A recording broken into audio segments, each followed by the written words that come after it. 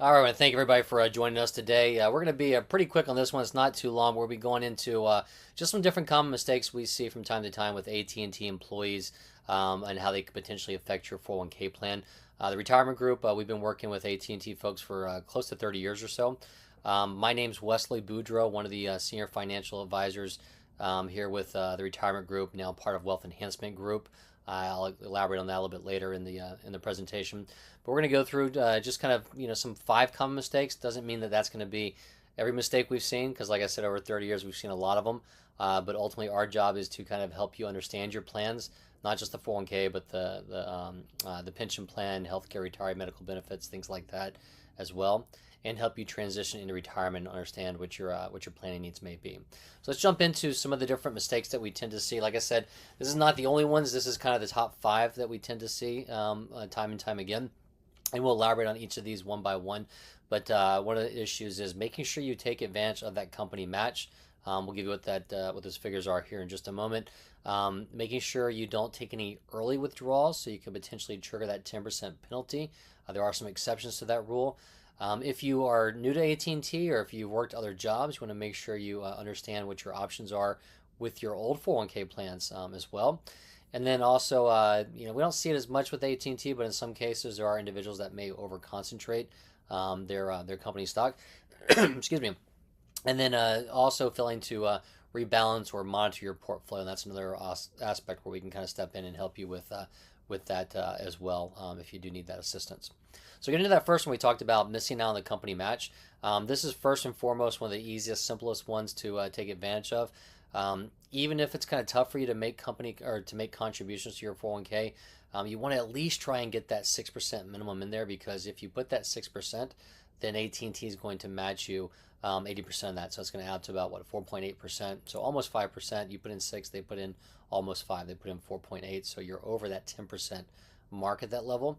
Now, obviously, this isn't as good as what things used to be. It was a little bit more lucrative with the better pensions, the higher match than 401k, better healthcare, retirement, medical benefits. But this is still, when you look at the market out there in the market, this is still a pretty good company match. So at a minimum, if you can put that 6% in, you want to make sure you take advantage of that, so you're getting that free money from AT&T in this perspective. As far as if you need to access the 401k, again, this is something that's set up. It's based upon IRA regulations. The goal here is to not touch that until you retire, and they put that age 59 and a half as kind of like that line in the sand, if you would, where they expect people to work till. Otherwise, if you tap into this under age 59 and a half, you could potentially have a 10% penalty. There are some different exceptions, like a first-time home purchase, post-secondary education expenses, some natural disaster relief, things like that. Or there are some options where if you are needed to do what's called a 72T, you can do that in an IRA, not in a 401k. We can always elaborate on that if you need more information, but that's a way to access your account without that 10% penalty. But the biggest ones within the 401k plan are going to be the age 55 rule, and whether or not you want to access it via a loan. So let's pretend, I don't know, let's say hypothetically you're in a situation you need to get $10,000 out of your 401k. It may be the only option is a hardship withdrawal, in which case you take that $10,000 out, you're going to be on the hook if you're under 59 and a half for another, not just taxes, but another $1,000 in penalties at 10%. Now, if you were to actually take that as a loan, you could borrow that $10,000 and pay that back out of a payroll deduction. So you're avoiding both the taxes and that 10% penalty there. But if you fast forward and you retire or separate service and there's still a loan balance, then you'll have to pay that back or let that default, and that counts as a withdrawal there. The age 55 rule, that's something that we deal with time and time again. And it's definitely, if you want to know if you're working with an advisory firm that's got your best interest in mind, it's one that understands that 55 rule. Because a lot of times you may see somebody that leaves AT&T, let's say 57 years old, and they come across some advisor and they say, well, great, let's roll everything over to an IRA so we can help you manage it. Well, they're likely looking out for their best interest and not necessarily yours. What happens is if you retire, the year you turn 55 or later, you actually have the ability to take a distribution from the AT&T 401k plan without that 10% penalty. So even if it made sense to consolidate things and move everything over to an IRA, if you think you're going to need to tap into that before 59 and a half, we're likely going to tell you to keep something behind so you have that flexibility to get in there and take those withdrawals. So again, any questions on this when we go through a cash flow analysis or go through your needs, we can dig into the actual ins and outs and the benefits you have there. So as far as if you've made some changes in your career, and maybe AT&T is the third or fourth job that you've had, and you may have some old 401k plans, and the question becomes, what do I do with those? You have the option to roll those into the 401k plan to consolidate them, make them easier. You also have the option to roll those over to an IRA where you typically have more investment choices and less limitations. You can also get the advice of an advisory firm like the Retirement Group and Wealth Enhancement Group. Like I said before, you got more investment choices. There's more accessibility to it if you need to tap into it for some reason. Still the 10% penalties there under age 59 and a half. There are some exceptions there that are different from the 401k plan, but we can get into that on a one-on-one basis. Or it could be you say, hey, I just want to consolidate things, move it over to my 401k plan just to keep it all in one place. That's great. You will be limited as far as the investment selections. There is the only kind of a downfall in that case. There are some other options where people say it's better for credit protection. And yes, I know there are some private letter rulings on that but as long as you've started money from a 401k plan, that kind of travels with you. If you move that to an IRA, you tend to still have some protection in that nature as well. Another one we tend to see is the over concentration in a company stock. I'm not going to say this is 100%, a lot of times AT&T, I've seen it. I've come across it where some individuals have a very high concentration in AT&T stock. It's just the stock hasn't been the most lucrative over the years where somebody typically is going to do that. We do see it a lot of times when we're working with oil companies like ExxonMobil or Chevron.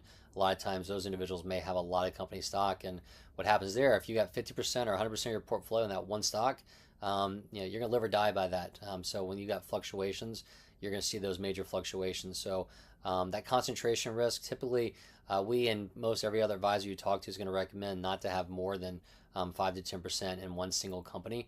So whether that be AT&T or whether it be you retire, move it over to a 401k plan, or your 401k to an IRA, and you decide to load up on Nvidia, Netflix, Amazon, things like that. You want to make sure again those are not constituting more than 5 to 10% of your portfolio, because again you're going to have overweight to those, and movements in those will essentially kind of lead the entire portfolio along. So again, if you got questions about that, we can always go through a strategy to diversify those as well. The beauty of a 401k or an IRA is there's no tax ramifications, so you can make changes pretty easily. It's only taxed when you physically take that money out to yourself.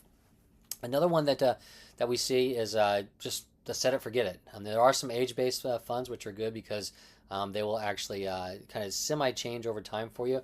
What you're doing is you might say, okay, well, I'm going to work till roughly the year 2040. So you pick the 2040 fund. It's going to be a little bit more growth-oriented right now. And as you get closer and closer to the year 2040, it's going to become more and more conservative for you. And so that does the job for you. But a lot of times they don't necessarily do it as often as they should. And sometimes they may be overweight some areas, or they may be a little bit slower to that conservative nature. So it's important for you to understand what your risk tolerance is. What are you looking to achieve? How much are you willing to lose? In some cases, we've been in a great bull run for the last a decade or so, decade and a half really, I guess, or almost 2 decades we're coming on. And we've had some hiccups in there, but overall we've been in a pretty positive bull market. So what's going to happen is we're going to have some ups and downs, some bumps and bruises along the way. And you want to make sure that you're allocating for that. You want to make sure you understand tactical allocation, where let's say you come up with a portfolio structure of 60-40 maybe, and it may be that sometimes you want to increase that stock allocation, maybe decrease it depending upon what's happening in the world and what's happening in the stock market. Those are little shift that you're looking at from time to time there. If you don't do anything, what's going to happen is your portfolio will actually just do the diversification for you. So this is kind of a muted example, but let's say you started out with a 50-50 portfolio. This one's showing, I need my glasses, I can't see, but that looks like maybe 55-45 or something like that. So if you let that sit there for a year and the stock market was going up, your bonds were still going up, but maybe not as quickly, then you might skew from a 50-50 to, again, a 55-45. We drag that out for a couple years, which we tend to see a lot of times people sit on it for longer. They may start with a 50-50 or 60-40, and before they know it, when they're getting close to retirement, they're up there at 70-30, 80-20, 85-15. And so what's going to happen there is if you have got more exposure to the stock market and we take a correction, then you're going to suffer more in your 401k. Whereas if you were actually reallocating and rebalancing along the way, you'd be locking in those gains as you go up. But if you don't do that, and that portfolio goes from that 50-50 goes up to that, let's say 70-30, it's going to bring itself back down. It's going to it's going to reallocate for you if we have a major correction or something like that. So that is something to be aware of, and it's good to have active management there. If you have questions about that or want to look at some investment selections, definitely give us a call, because with the 401k and Fidelity, you do have a brokerage link option where you can actually link up to a Fidelity brokerage account where you've got more choices, more selection, and we can actually get in there and help you manage that if you need that assistance on there as well. So again, I mentioned this is going to be kind of quick. Just a real quick recap. Again, some of the 5 common mistakes we talked about there. You want to go ahead and take proactive steps in managing your portfolio, also managing your retirement savings and your cash flow analysis. So as you approach retirement, especially if you get within 5 years, you need to kind of get a better handle on what your budget may be. Make sure that you are maximizing the contributions. Make sure you understand your spending limits, and we'll be happy to run a review for you to show you if you're on the right path, if you need to make any adjustments to your retirement years or your savings, or maybe you can go earlier if you want to. You also want to make sure, if you can't do this on your own, some people can, but if you can't, make sure you seek a professional advice through the retirement group, wealth enhancement group, other firms like that. We can definitely walk you through that. And like I said, we've been working with AT&T for about 30 years or so. So if you got any ins and outs or questions on the plans, we can definitely cover that for you as well. I'll wrap it up. 74% of Americans, so let's say 3/4 of Americans out there, roughly over 50, don't have a written plan. One of the things we do provide, complimentary, is if you want to see where you stand, we can do a complimentary cash flow analysis. We'll take the data in, different information like what's your 401k balance, what's your Social Security estimate going to be, what's your spending looking like, do you have the pension still, things like that. We can go through there and tell you you're on the right path to retire, or you may need to make some adjustments, work a little bit longer, save more. Maybe you could go earlier. We'll go through all those different ins and outs with you and help you on the pension selection decisions as well in there. So a quick summary. Again, like I said, we've worked, the retirement group has worked with AT&T for about 30 years, so a lot of you probably know who we are. But, we started out working with AT&T and then transitioned to working with other companies. But myself and some of our AT&T focused advisors, they focus on a select few companies, so we have more depth and more knowledge on your specific plans. So any question you have on there, don't hesitate. We've got offices across the nation. We merged and partnered with Wealth Enhancement Group a few years ago. We're up to, I think, 165, 170 offices across the United States. So we're definitely covering most of the United States. There are some small pockets we may be missing, but we've got definitely knowledge of the AT&T plans, and we do offer that complimentary cash flow analysis that I mentioned to you as well. So with that, there's a couple QR codes up here I'll leave and see if we get some of these questions that came through. But if you want to schedule a meeting with myself, one of the other advisors, you can use the one of these QR codes here. If you want to speak with me directly, just make sure to ask for Wesley Boudreau. You got the info@theretirementgroup.com if you want to email us any questions or schedule some time. There's a QR code for LinkedIn if you want to follow along on our LinkedIn page there as well. And then you can call us at 800-900-5867 to get into any reviews that you may need. So I'll wrap this up quickly. I did see a question come through. So that question is, if I have to leave AT&T at 53, what options do I have to avoid the 10% penalty, or are there any? So that's a good question. I had that one slide in there. We talked about the age 55 rule. So that's if you're leaving the year you turn 55 or later. You can actually avoid that 10% penalty. 53, unfortunately, is not the case. There's nothing in that 401k plan, but you do have the option, you can roll that over to an IRA. And then once you're in an IRA, you can do what's called a 72T. It's a substantial and equal periodic payment. It's an IRS code. There's a formula they use based upon interest rates to calculate it out.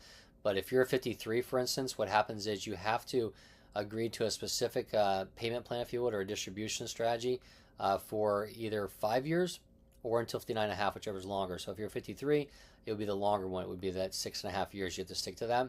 If you make a mistake and don't stick to it, they can come back and retroactively penalize you that 10% on there as well. So be very careful about that. You want to work with a firm like the retirement group, who's done this extensively and has more resources to make sure you don't make any mistakes on there. So again, I want to get everybody back to work, and I hope you had a great. I hope you picked up some good information. I hope you have a great day. One last thing, again, even though we worked extensively with AT&T, does not mean we're endorsed or employed by them. But again, if you have any questions whatsoever, just call us at 800-900-5867. Thank you very much and have a great day.